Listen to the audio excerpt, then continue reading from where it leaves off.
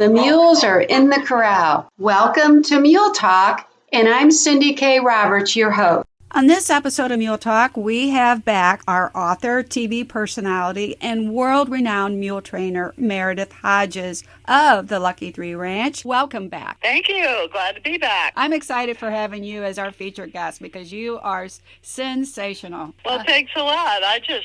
Every day, it's not work. It's fun with me with these mules, and it's because of the way that I've learned to interact with them. And believe me, that took a long time.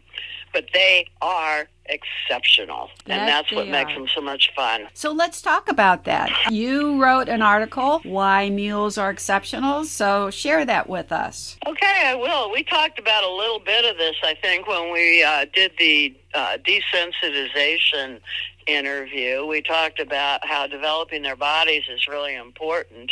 They are different from horses. They have a lot of smooth muscle, but that improves their agility and their athletic ability. So that's one of the things that makes mules exceptional right off the bat. They used to use culled mares when they were breeding for mules, so the mules look kind of lumpy and not very pretty and everything. So everybody would prefer to ride a horse than a mule. But these days, people are using high-quality mares to breed these mules from, and you will see these mule babies running with their mothers and just going absolutely nuts and doing all kinds of things that horse babies, if they tried to do it, would just fall down. They'd slip and slide and everything. But the mules, boy, they can just get out there and move. And the one thing that's really true about them, too, is when they're born, they can get on their feet really fast. And that's, we talked about NI, and that's why it's really important to catch your mule baby really fast and get that muzzle on him if he's an NI baby, because they are strong, they are durable, and they're ready to eat when they're ready to eat. They inherit so many different qualities from the mare, but they also inherit the best qualities from the jack. And that is his muscle structure, because donkeys have long muscle and not bulk muscle like horses do.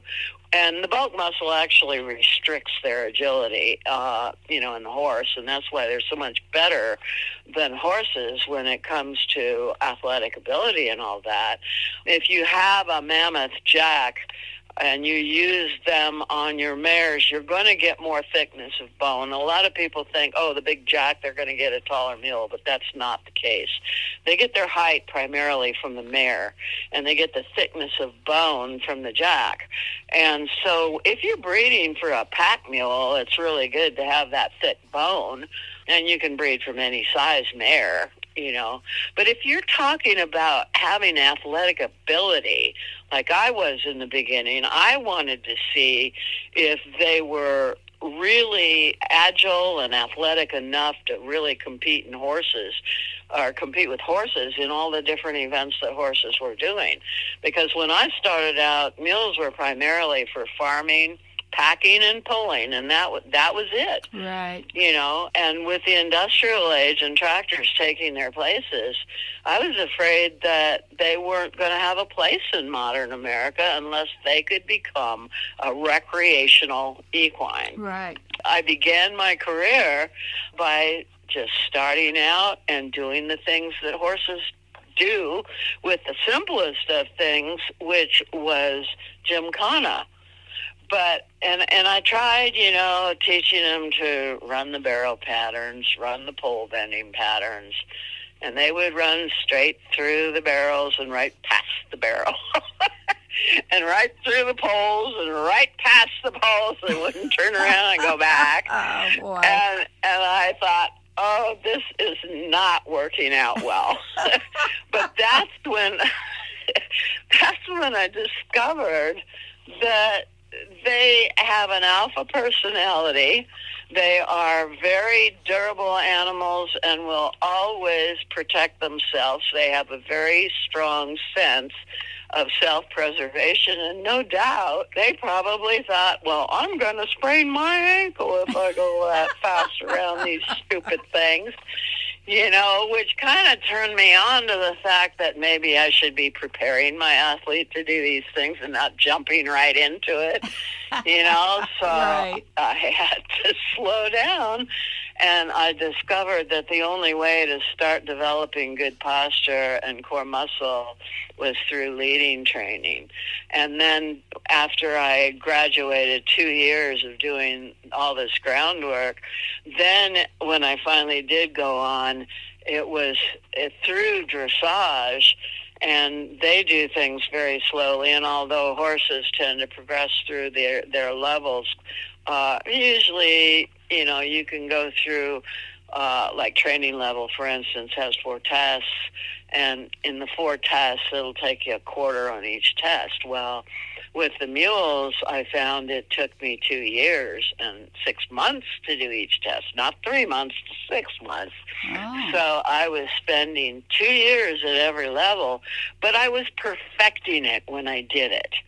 And I wasn't really progressing all that fast, but I was getting the results, and I was getting excited by watching my mules out there in the pasture during turnout and all the different things that they could do when they were out there playing, and how their balance was improving, which only made all their antics that much more interesting.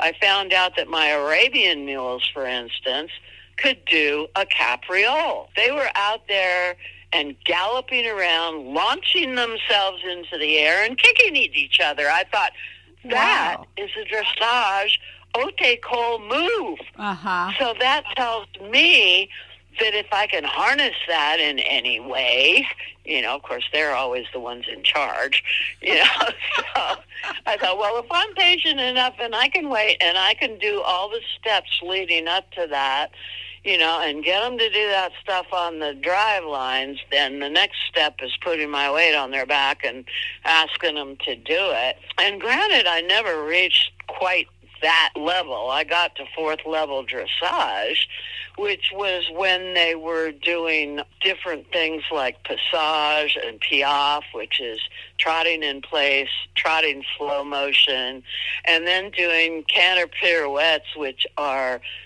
similar to reining spins, but they're much harder to do, because where the animal plants a pivot foot in a reining spin, in a canter pirouette, you need to keep the canter motion behind as well as in front. So you don't plant that foot, but you got to canter these minute little circles with the hindquarters while you're allowing the front end to go ahead and do it.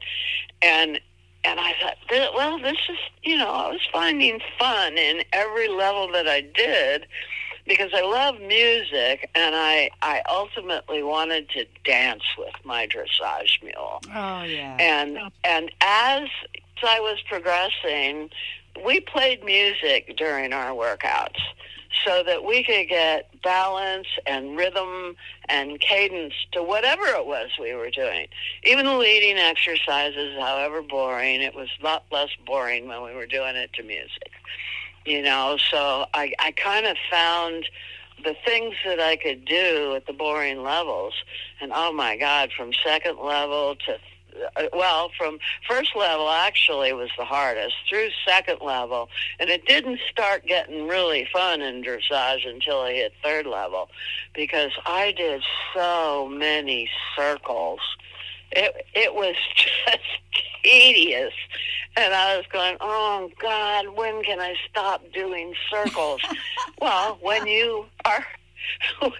you're balanced on a circle. Sure. And my sisters were skaters, and they were doing this thing called patch. And it was just learning to balance on the single blade on your ice skates. But it was doing circles. So I found the purpose by, asking my sisters questions. Why are you doing these boring circles on the blade? And they say it's to get the balance perfect. And when you do that, then you've got perfect core strength around those bones of all the elements, not just the muscles, but the tendons, the ligaments, and in the joints where they bend, it's wearing the cartilage evenly so it doesn't wear out in spots and start causing arthritis. And so here I have these exceptional animals that are durable, don't have to eat as much. So that's also why I can have all my equines on the same feed program with just smaller amounts for their size is really about it, but they're getting the nutrition that they need. Their oats are not increased because that's not necessarily where they get their energy. They get their energy from their vitamins, and I put vitamins in the oats mix, but I use just enough oats to put those vitamins in and have them go ahead and ingest them. I found keeping their hooves really hard was a real kind of an exercise in futility, as long as I was trying to buy grain that supposedly was supposed to give them all the nutrients that they needed, but it was getting their feet soft. And I thought, well, this isn't very good. So I just said, well, okay, how about we just stay at the 1.5 cups to 2 cups of oats, no corn, barley, and all of those other grains that they try to put in those mixes. Corn is really bad for them. It's very hot. And you got to remember, these guys are desert animals, and they do well on the prairie and in the desert because the things that they eat are keeping their bodies healthy, and particularly their feet. Their feet need to stay hard, because if they start collapsing, they're in trouble. Right. And donkeys particularly are in sand all the time. They're in wet weather because they're on the desert. They do get into the high country where there's rocks, and they're built for this kind of endurance, and just ultimate vigor in their whole makeup, that their bodies are built for all this hardship. And keeping their feet really nice and healthy and hard is hard to do. But I discovered that just putting Mazola corn oil in their oats, and I only put 1 ounce in the saddle mules, 1/4 ounce in the minis. My vet tried, when we got my 41-year-old Franklin mini mule, and we were trying to keep him going, the vet said, oh, well, he's dropping weight a little bit. How about we put some more corn oil in his food, because that's got a lot of, fat in it, and it'll make him fat. Well, it didn't make him fat. It made him greasy.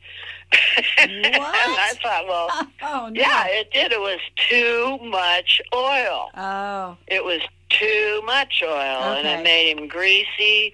And then he started eating wood, and he got these really weird things that he wanted to do. So I did it for a little while, but I cut him back on it and put him back on the regular schedule of 1/4 ounce for a mini mule. But he was 41 years old, and he was on his way out. I bought him when he was 20, and he was a show mule. Okay. He was a show mule, parade mule. And he had a lot of years where he wasn't in good posture, and breaking all those things apart at 20 years old was great that we were able to actually do it and put him in good posture, and he was in good posture, but he had been stressed. And when they're stressed in the better part of their lives, it's really hard to get that core strength to start coming on when their age is dictating that the muscles are losing tone, and that means it's harder to really build that up when it's on its way out. And I rescued 2 of my own mules that went out when they were 3, and I got them back when they were, they must have been 16 and 17 years old. And those 2 mules died when they were 28, but they still did better, than the average, because the average lifespan for a mule these days with the normal way of maintaining them is from 20 to 25 years. And that's increased from the life expectancy of horses before, which was 15 to 20. Right. So it is moving up. But with the development of the core strength, there was added value to these two mules' lives, going beyond 20 to 25 to 28 years old. And the ones I've got now are living well into their 30s. Their average lifespan now is about 34, 35 years old. And in Franklin's case, he made it all the way to 41 after being, compromised and out of good posture for 20 years.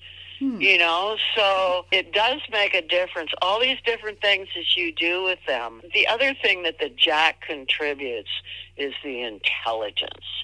And the intelligence in these guys is just extraordinary. And I'm finding that there are very few introverted mules. If they are introverted, it's because of the way that they're maintained.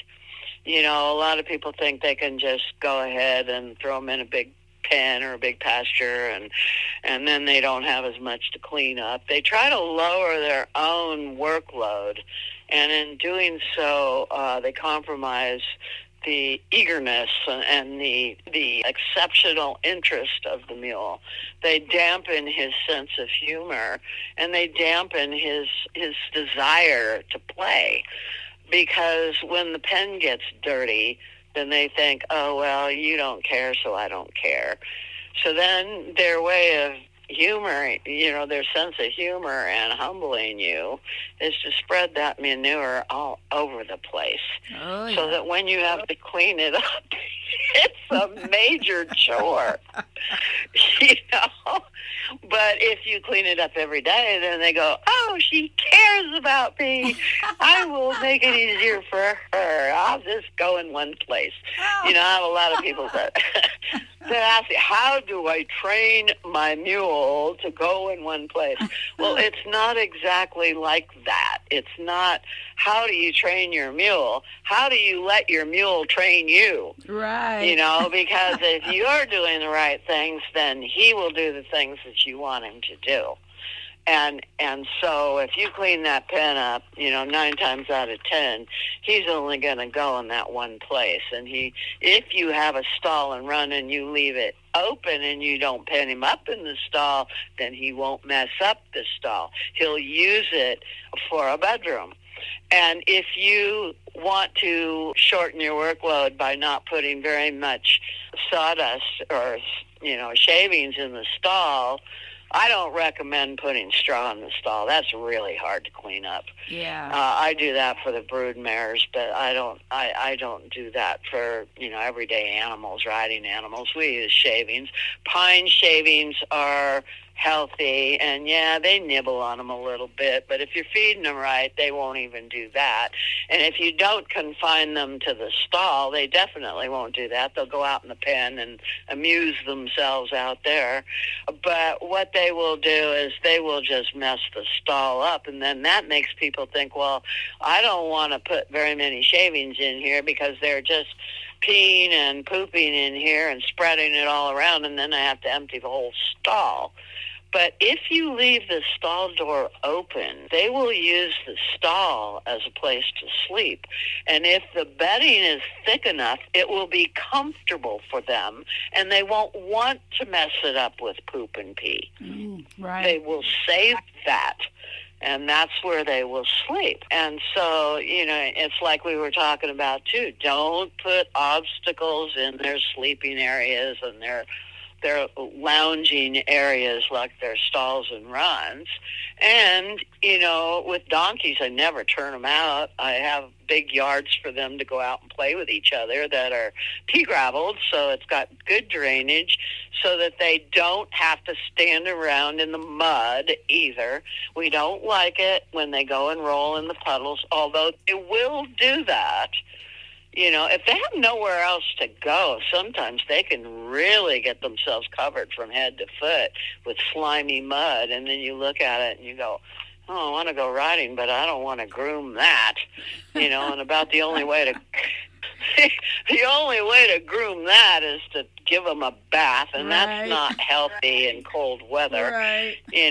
So I have learned to kind of look to them as to when they're going to be ridden, and I've adjusted their pens so that they always have a shed to go in under, whether they're turned out or whether they're in their main holding areas.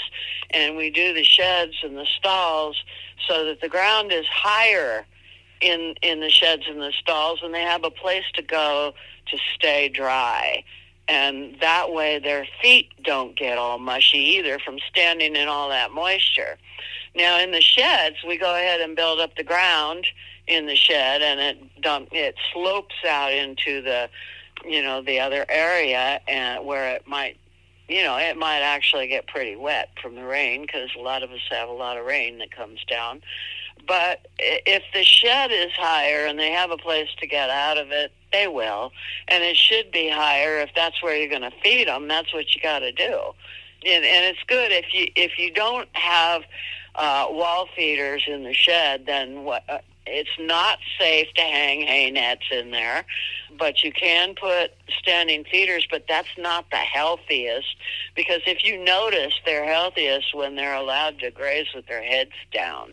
And what that does, too, is it stretches their spine and keeps them from getting kissing spine. They need to spend a lot of time when they're grazing, when they're eating, with their heads down. So even if it's in a shed, a three-sided shed out there, I like to make the ground higher and then line the shed with rubber mats. Oh. Then you can put the hay down, and they're not going to be eating up the dirt or anything like that. And they're going to be more prone to keep it clean in there because their hay is staying clean.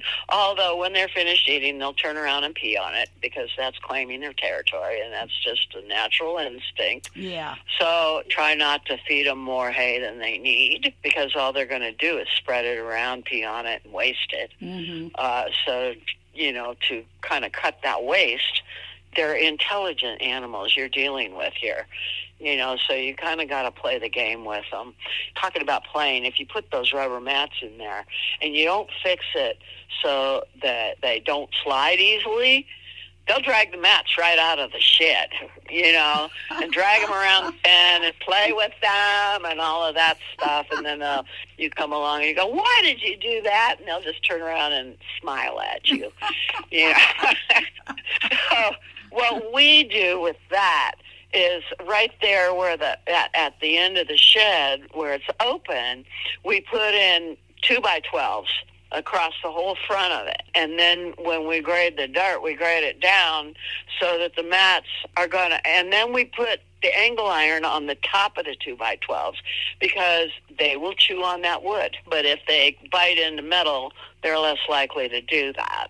They don't mind putting their head down to chew on it, but if it's got metal on it, it's like it sends a buzz through their teeth, and they really don't care for that. Right. If the ground inside the shed is slightly lower than that 2x12, and sometimes you can use a 2x6 is adequate enough.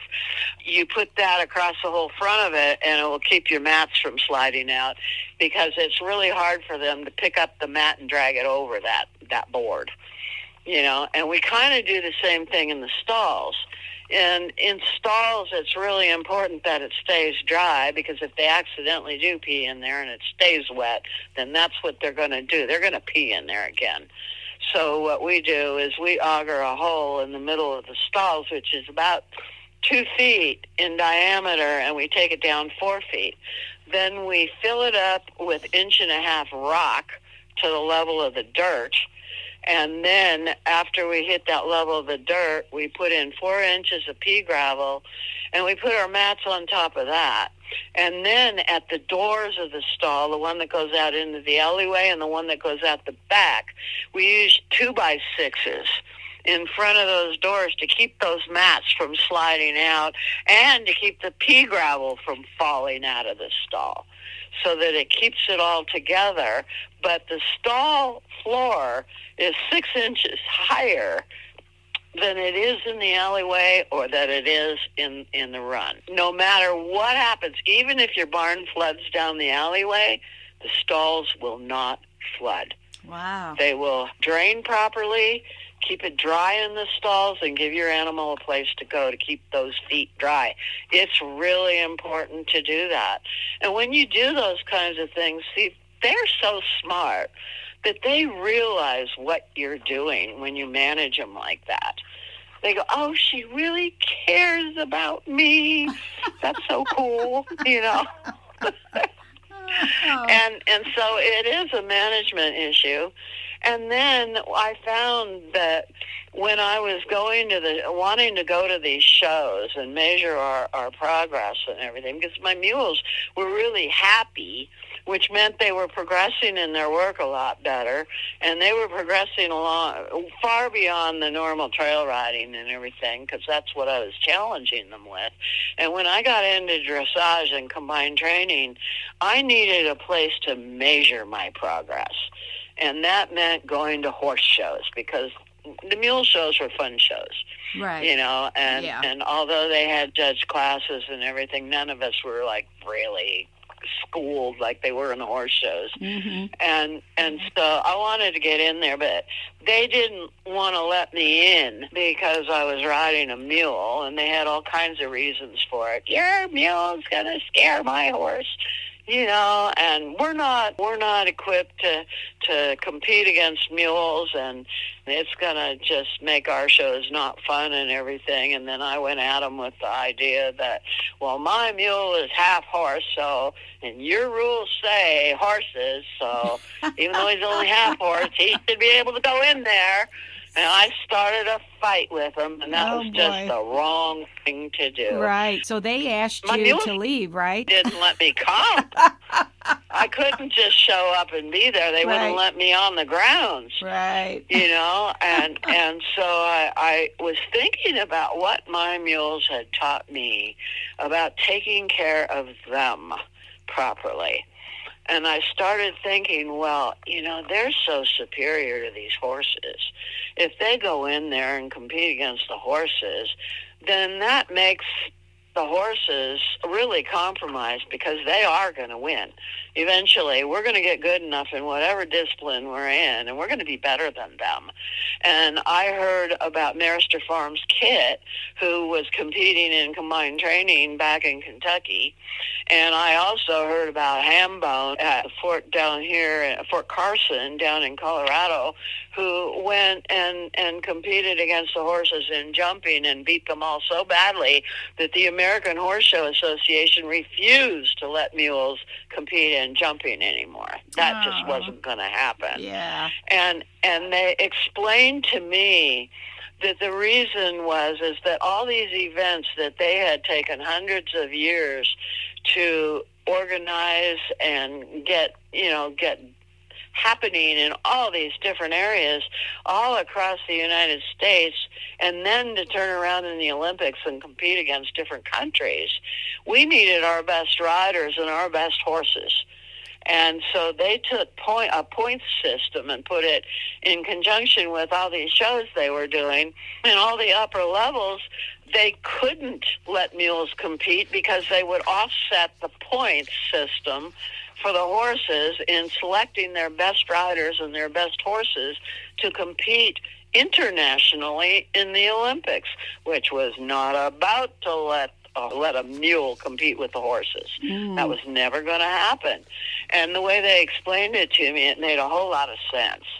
And so I thought, we need to, as a mule industry, if we really want to do all this stuff, then we have to be polite and considerate and maybe get their permission to ride with them at the lower levels where the points weren't important, and then just not ride at the upper levels against the horses at all. And so I started calling these organizers for these shows and asking them, can I please compete with you? You do realize that you are superior in all kinds of equestrian disciplines, and I want to get really good with my mules, and I want to take them to the ultimate heights that I can and see if we can really do it. But I'm not going to be able to do it unless I can measure my success with people that know how to do this. And that was the attitude that I went after when I talked to people. And some people would let us in the shows, and some people would not. And especially in the dressage and combined training mule world, because they have the ultimate height of performance going on there. And so I told him, I says, well, if you're afraid that it's going to upset the horses, that I'm there with my mule. I know that mules smell differently, and the horses are picking up on that. I know that the riders on these horses have a hard enough time controlling them and calming them down when horses are inherently spookier and flightier than mules are as a rule anyway, because mules have that donkey freeze instinct and not always flight instinct. Right. So that makes them more alpha, and I'm going to stand my ground, and gee, I don't care if you're afraid of me or not. In fact, it makes me laugh when you're afraid of me. So I understood that about my mules, and I told him, I says, well, if you want me to go ahead and stay by my trailer until my name is called, I'm fine with that.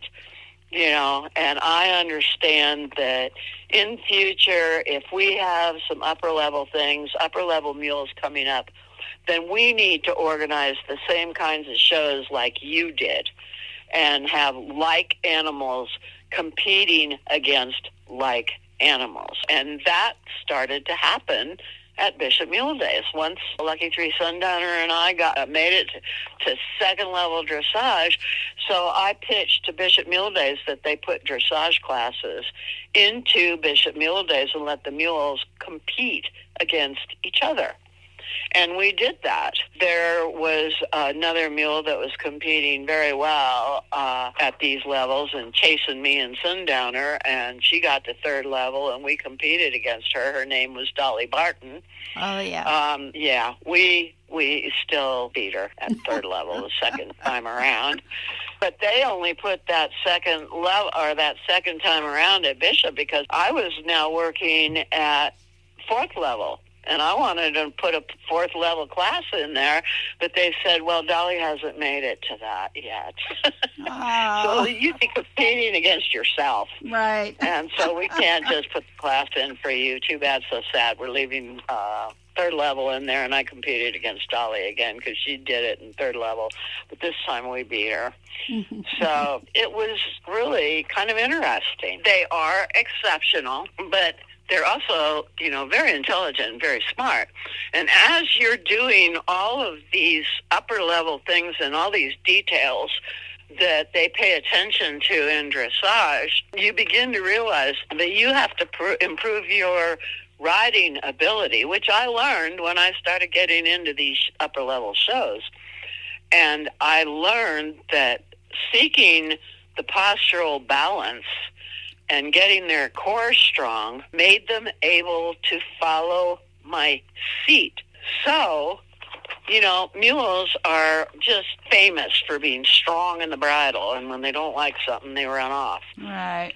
But when you spend this kind of time on all the details and everything, there's an illumination that takes place. And as I was competing in all these different events over time like this, Jim Kana judged English and Western events and jumping and driving and everything, I began to realize that the way that my mule was moving was extraordinary. He was getting strong. All of them were getting stronger, and they were launching themselves into suspension. So when I rode them, it was like floating over the ground. It wasn't like hitting ground at any time.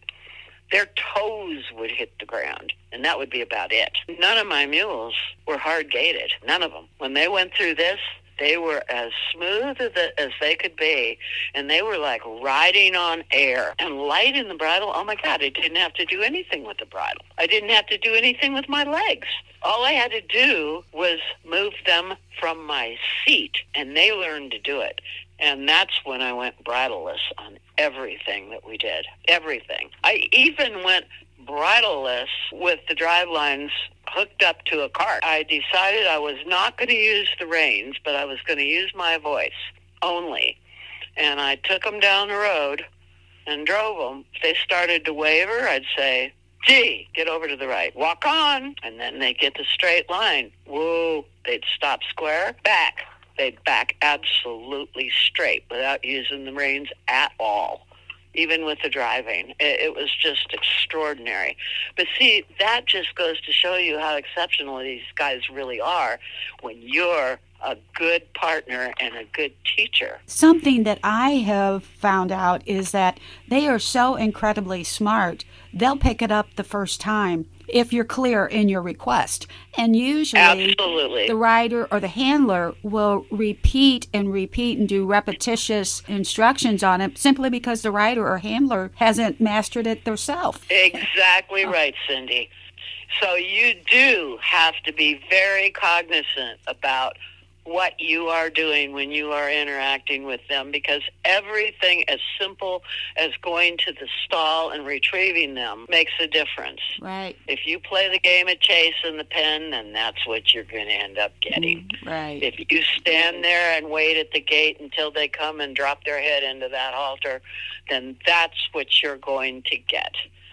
And I'm seeing so many more people that are having tremendous success with their animals because they're learning that they're learning everything that you're doing. And it brings to mind one person that I like to follow on Facebook, Lori Wilson, and her mule, Toby Jack. She does all the things for his core strength and everything, but she primarily likes to do tricks and things that are fun to do with Toby Jack because he's such a character. Uh-huh. And you know, she was working on having him sit down on a beanbag, and then she'd dress him up for the different holidays and take pictures and post them on Facebook. But then she also started doing his dressage moves. She did it under saddle and all of that stuff. But then she started doing it bareback. But he's a tall mule. So she had a little bit of trouble getting on until I don't know who taught who, but I think Toby might have taught her this. He put his head down and got right between her legs and launched her right up onto his back. There you go. There you go. You know, and that brings to mind, you know, when I first got my rollerblades, and I only had a short stretch of sidewalk in front of the house. I didn't have much concrete around here because of the animals. And so, but I wanted to get good on my rollerblades, so I got out maybe CT, and she's my bridleless mule, and she's gotten to the point where you can tell her what to do, and she does it. So I just put her on the sidewalk, and I says, walk on. And I went behind her, and I grabbed her tail, and she pulled me down the sidewalk. And I thought, well, this is fun. And she goes, oh, you're so stupid. Way to go. But, you know, I mean, you see people that like to ski behind their animals in the snow and stuff. And with me, I went ahead and got a tractor tire, tied it to a rope and had them dragging that. We drag each other around the hayfield. And it's lots of fun, but you got to realize that it might get a little dangerous if you start doing that stuff too soon. Yeah. They need to be able to have the core muscle strength to go ahead and pull that tire or pull you behind them and know that it's happening and be comfortable with it through the prior work that you've done with them. If you don't, then you experienced what you did. I read about in one of your books where you grabbed somebody by the tail and was trying to go behind them and just got kicked in the face. You know, that's not fun. But when you're first starting out, you don't know these things, you know. Oh, he knows me. He should be able to do this, you know, but no, you can't do those things right off the bat, but you can do things to prepare for those kinds of interactions with your animal. And so the other thing that I did with my animals, and maybe CT too, before I got behind her and grabbed her tail and had her drag me down the sidewalk, one of the things that I was thinking about is, okay, what if I get up into the mountains and for some reason she trips and I fall off and break my leg or my arm or something, and I can't get back on. Well, 9 times out of 10, when you're riding in the mountains, a cell phone won't do you any good anyway because there's no service up there. Right. So one of the things that I thought would be really important, and I learned it again when I got sunstroke. I got sunstroke out there when the temperatures were over 100, and I was trying to work 3 animals under saddle in the hourglass pattern. I'd tie up 2 and ride one at a time. But I got sunstroke one time, and Sir Lancelot came up to me, and I was sitting there on the sidelines on the ground just trying to cool off a little bit, and he put his head down and goes, I think we need to go in. What do you think? It's like, I think you're right, but I can't get up. And he goes, well, here, let me help you. And he stuck his head underneath my arm, and he picked me up.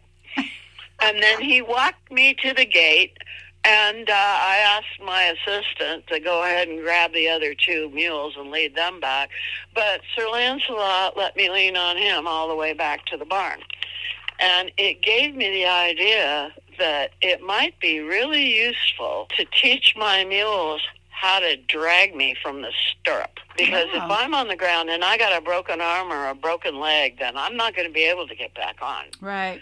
But I might be able to loop my arm through the stirrup. I went ahead and taught my mules in a controlled situation how to drag me. I just kept my hands on the reins with one arm through the stirrup and asked them to walk on. Had them drag me a little ways. Then I went ahead, let go, went up to the front, gave them some oats, and said, hey, this is great, you know.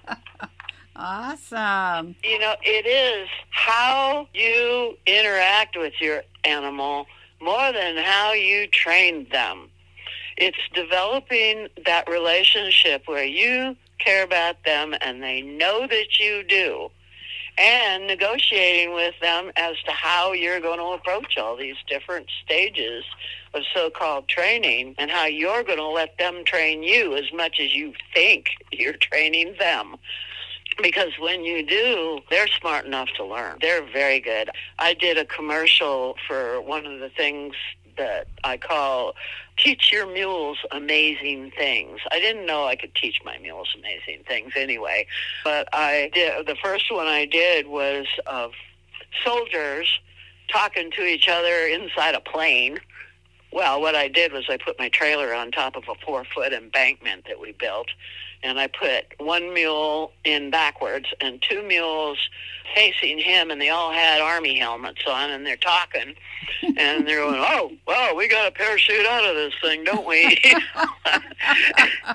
But then I had to figure out how I was going to make them parachute. Oh, and no. So we had a Skytrack. And I put him in a rescue harness. I put Bee in a rescue harness. Boy, did she get mad at me about that. But she did it. I will concede to do this if you really want to do this. And we lifted her up in the air and slowly let the Skytrack come down to the ground. And then we pulled Photoshop on it and attached a parachute to it. And we put this commercial together that was really good. Another one we did was of these neighbors of mine walking down the road and seeing my house shake, and they're going, what's going on? And then it zooms in and it shows one of my mules walking through the front door of the house and walking into the house. And then we shot some footage of her in the laundry room, and I taught her how to put clothes in the washing machine. Oh. So we filmed her putting clothes in the washing machine, and then we went into the kitchen, and I had a bucket and a mop on the kitchen floor, and we filmed her knocking over the bucket of water and spilling the water all over the floor, and then picking up the mop and sweeping the floor with the mop. And then we went into the living room, or actually the dining room, where the dining room table was, and I had her stand on another. I'd used 2 mules for this. It was CG and B, and I had B for the dining room table, and I made her swish her tail across the top of the dining room table for dusting. So we got the dusting that way. And then We jacked it up in Photoshop and made it all sparkle at the end, and the whole house was completely clean. It's so easy to teach these guys how to do whatever you want to do, and it makes interacting with them a whole lot of fun. But then, too, when you want them to be all business, they will be. And that's why all my mules not only did all this fun stuff, but they went into all these shows and beat the horses. I didn't quit a discipline until we beat the horses in that discipline. Wow. And we spent 20 years doing that. Sure. But my mules were extraordinary. Oh, and they bet. still are. Oh, sure. You know, mules are exceptional. They can do everything that horses do and then some. And at Bishop Mule Days, they rope steers from chariots with mules. Oh, my gosh, yes.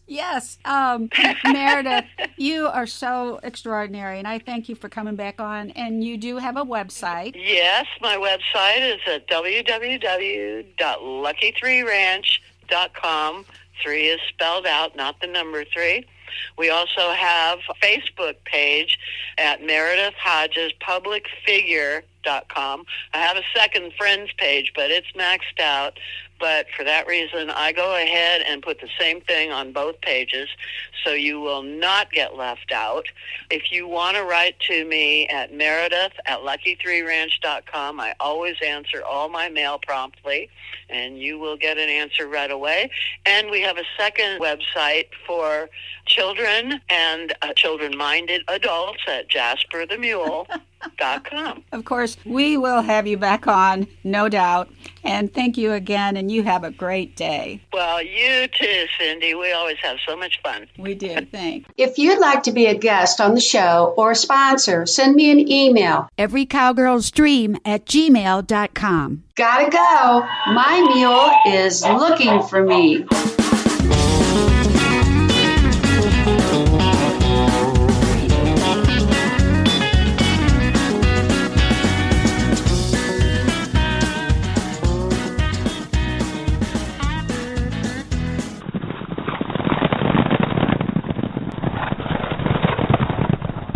Mule Talk is an Every Cowgirl's Dream production.